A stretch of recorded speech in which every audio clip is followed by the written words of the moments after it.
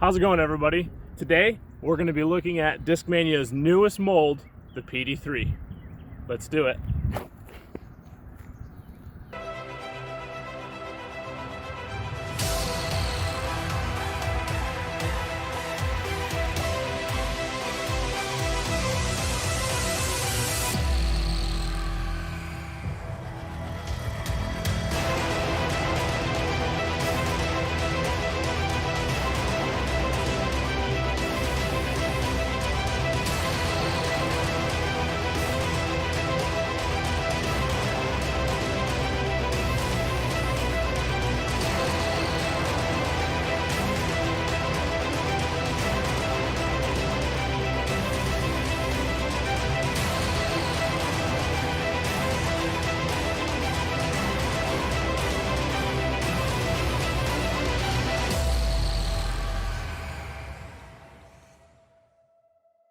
How's it going, guys? Today we're going to take a look at Discmania's new mold, the PD3.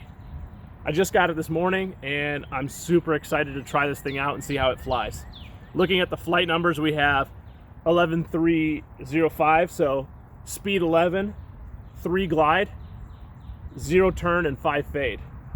3 glide is pretty low for this speed category, and we have absolutely no turn on the disc and 5 fade. So it's telling us that this disc is gonna want to get to the ground really fast. You're going to have to put a lot of power on this disc to get any kind of distance out of it.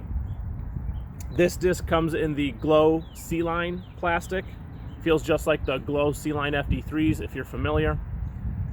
It's definitely on the flatter side, which for me makes it really comfortable in the hand on a stacked forehand grip.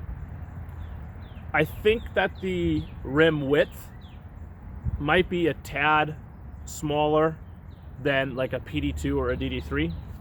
And also, if you guys can see, you probably won't, I'll try to throw some pictures up. The nose is very blunt, more so than like a DD3 or a PD2. That's how they're able to achieve less glide and more fade. Let's stop talking about this disc because I know that you guys want to see me throw it, and let's go see what it can do. Starting off with some forehands here.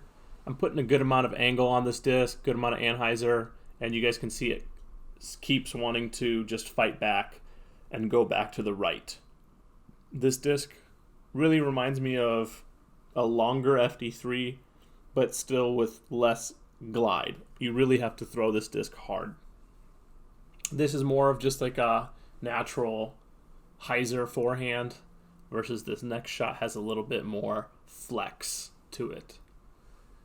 A buddy of mine who threw this disc said it reminded him of an Innova Max with a little bit more glide to it, for those of you that are wondering. And on this next shot I throw it on a lot of hyzer, resulting in not much flight time, and it just going to the ground really quickly.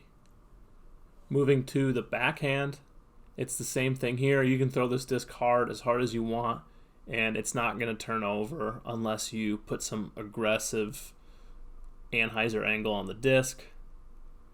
The disc does skip quite a ways if it hits like a spot of dry grass or a spot that doesn't have a lot of grass. You can expect 20-30 foot skips.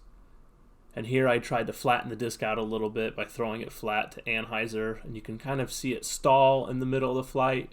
But still, same story. It just comes down, crashes hard left.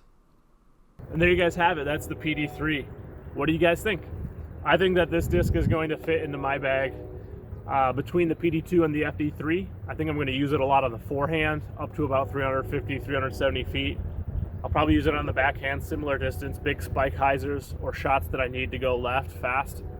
I also think that this is going to be a new go-to disc for me in any windy situation. I think the bluntness of this disc and the slower speed relatively and no glide is definitely going to help it combat the wind very well. It's tough to get this disc out there. It's definitely geared towards like power players who can get the arm speed, get the torque behind this disc and make it go. But people that have really good forehands and understand the angles on the forehands, you guys will like this disc because it can do some pretty crazy things on some funky angles. So Let me know what you guys think. I appreciate you guys tuning in, liking my video, subscribing to the channel. It helps. And, I'll see you guys on the next one. Stay safe.